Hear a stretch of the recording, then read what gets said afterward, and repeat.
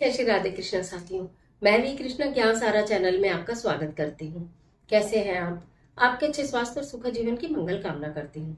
आपके अपने इष्ट देवों को कोटि कोटि नमन करते हुए बड़ों को प्रणाम करते हुए वीडियो प्रारंभ करते हैं। साथियों, आज बात कर लेते हैं अमावस्या की। आज बात कर लेते हैं हरियाली अमावस्या की। और आज बात कर लेते हैं सावन अमावस्या की। ये अमावस्या कब है और ये अमावस्या कितने शुभ योग में आ रही है।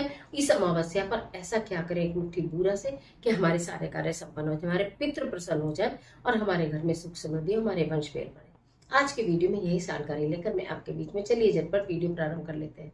लेकिन उससे पहले चैनल पर नए आए हैं तो चैनल को सब्सक्राइब जरूर कर लीजिएगा और बेल आइकन का बटन भी प्रेस कर लीजिएगा, जिससे आने वाली वीडियोस का नोटिफिकेशन आपको मिले सबसे पहले। मैं बात कर रही हूँ हरियाली अमावस्या की, मैं बात कर रही हूँ सावन माह की अमावस्या की, मैं बात कर रही हूँ रवि पुष्य नक्षत्र में आने वाली इस अद्भुत अमावस्या की। और मैं बात कर रही हूँ आज स्वार्थ सिद्धि योग इस अमावस्या में पूरे दिन बन रहा है उसकी। तो इस अमावस्या पर हमें क्या करना चाहिए, पहले बता दूं अमावस्या कब है। 3 अगस्त को अमावस्या तिथि दोपहर में 3:45 से प्रारंभ हो रही है, जो कि 4 अगस्त को दोपहर 4:46 तक रहेगी। तो उदय तिथि के अनुसार जो अमावस्या तिथि है वो 4 अगस्त को रहेगी।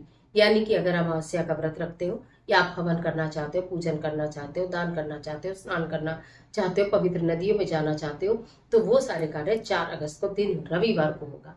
अब रविवार को रवि पुष्य नक्षत्र भी है, उसके लिए एक जल्दी से अच्छी सी शॉर्ट वीडियो दूंगी आपको अलग से। आज खाली अमावस्या की बात करते हैं। कहते हैं कि स्वार्थ सिद्धि योग है आज के दिन।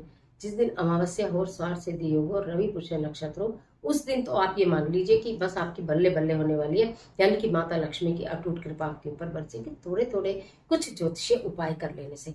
कहा जाता है कि सावन माह की जो अमावस्या है, इसमें पितृगण जो है वो पृथ्वी पर आते हैं, अपने वंशज को देखने के लिए आते हैं और अपने वंशज को देखकर प्रसन्न होते हैं, उन्हें आशीर्वाद देकर जाते हैं। आप उनके निमित्त कुछ भी करें, लेकिन एक कार्य इस सावन वाली अमावस्या पे आपको जरूर कर लेना चाहिए, यानी वृक्ष लगाने की परंपरा है।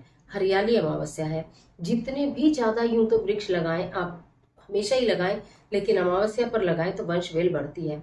लेकिन इस हरियाली अमावस्या पर बेल वृक्ष, तुलसी प्लांट, मतलब तुलसी का पेड़ आप लगा लीजिए या पीपल का, लगाने से अथाह पुण्य की प्राप्ति होती है। अपने जीवन काल में बेल वृक्ष जरूर लगा देना चाहिए और उसको छोटे से बड़ा करना चाहिए, मतलब ऐसे स्थान पर लगाना चाहिए, बाहर सार्वजनिक स्थान पर, या आप किसी मंदिर के परिसर में लगा सकते हो जहां आप उसे बढ़ते हुए देखें। अगर आप कहीं आपको व्यवस्था कुछ लाने की नहीं है तो आपके घर में तुलसी लगी हुई है, बरसात के मौसम में देखा होगा कि एक तुलसी के नीचे और कितनी सारी पौध भी आ जाती हैं।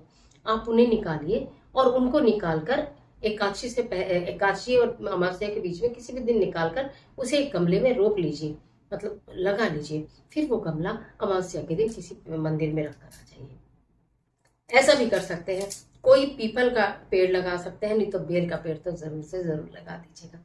मतलब ये मेरा कहना है।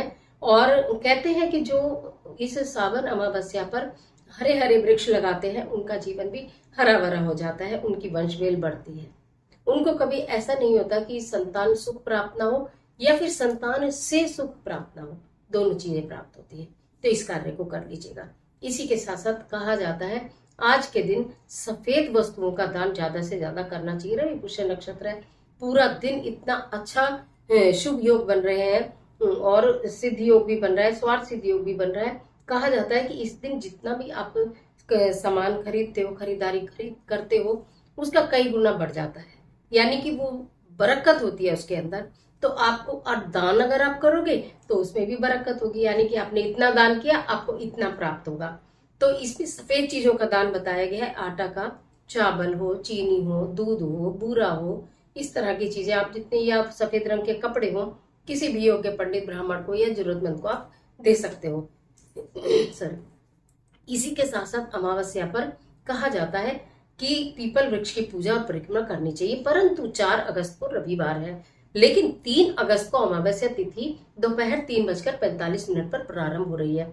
तो 3 अगस्त की साय काल में आपको पीपल वृक्ष के नीचे सरसों के तेल का एक 4 मुखी दिया जलाना है। वो आटे का हो सकता है, वो मिट्टी का हो सकता है। 4 उसमें लंबी बातें लगे, सरसों का तेल लगे, एक चुटकी उसके अंदर तिल को और थोड़ा सा उसके अंदर गुड़ हो। ये दीपक जलाकर पीपल वृक्ष में, और आपको उसकी 11 परिक्रमा करनी है। ये कार्य आप 3 तारीख को कर पाएंगे, 4 को आप ये नहीं कर सकते, इसलिए 3 को कर लीजिएगा। किसी कारणवश 3 को छूट जाए तो 4 तारीख की जो चीजें मैं आपको बता रही हूँ वो करिए, यानी वृक्ष लगाने का काम करिए, यानी कि दान देने का काम करिए। अब एक महा उपाय तो रह गया जो आपको जरूर करना है। अमावस्या पर 1 मुट्ठी बूरा लेनी है आपको, या आप बूरा ज्यादा भी ले सकते हो, ठीक है। 1 मुट्ठी तो जरूर लेनी है, ज्यादा बूरा भी ले सकते हो। शिवालय चले जाइएगा, भगवान शिव का बूरा से अभिषेक करिएगा। बूरा से भगवान शिव के ऊपर पिंडी जो होती है, शिवलिंग होता है, उसके ऊपर डालकर अच्छे से सारे में खूब अच्छे से बूरा से आप उनका पूरा अभिषेक करके श्रृंगार कर दीजिएगा। जिस प्रकार आपने अगर कभी देखा हो भस्म से श्रृंगार करते हैं तो जो भस्म होती है वो सब पूरा का पूरा शिवलिंग को लपेट दिया जाता है भस्म में, और फिर वो श्रृंगार माना जाता है। उसी प्रकार बूरा से श्रृंगार करने के 2 फायदे, मतलब फायदे तो बहुत सारे, मेन फायदे आपको बता रही हूँ। एक तो आपका शुक्र ग्रह उच्च का हो जाता है, दूसरा लक्ष्मी माता की कृपा बरसती है, तीसरा जीवन में मिठास आता है, चौथा रिश्तों में अपनापन आता है, रिश्ते आसानी से टूटते नहीं है, पति पत्नी के रिश्ते और मजबूत हो जाते हैं, पारिवारिक रिश्ते मजबूत हो जाते हैं, लड़ाई झगड़े कलेश दूर हो जाते हैं, सुख धन और समृद्धि आती है। तो इसलिए इस हरियाली अमावस्या पर, या सावन अमावस्या बोलूं, शिवलिंग पर आप पूरा अर्पित करिएगा। ओम नमः शिवाय मंत्र का जाप करिएगा, जितना चाहे आप उतना कर सकते हो। 3 तारीख को पीपल वृक्ष के नीचे 4 मुखी दिया जलाना है और 11 परिक्रमा करनी है। 4 तारीख को हरे हरे हरे हरे पेड़ लगाने हैं और शिवलिंग पर आपको पूरा अर्पित करनी है। कहा जाता है ऐसा करने से आपके पितृ बहुत प्रसन्न होते हैं, माता लक्ष्मी बहुत प्रसन्न होती है, और भोलेनाथ की तो अटूट कृपा बरसती है। तो इस हरियाली अमावस्या पर, इस सावन अमावस्या पर इस कार्य को करना बिल्कुल मत भूलें। आज के लिए इतना ही, इजाजत दीजिए। आशा करती हूँ वीडियो आपके लिए बहुत उपयोगी साबित होगी। मिलती हूँ एक और जबरदस्त वीडियो के साथ, तब तक हंसते रहिए, मुस्कुराते रहिए, अपना और अपने अपनों का ख्याल कीजिए। वीडियो अच्छी लगे तो लाइक कीजिए, अपने फ्रेंड्स के साथ जितना ज्यादा शेयर कीजिए, क्योंकि कर भला तो हो भला और अंत भले का भला। और कमेंट बॉक्स में अपने इष्ट देव का स्मरण करना बिल्कुल मत भूलिए। ईश्वर आपकी मदद करे।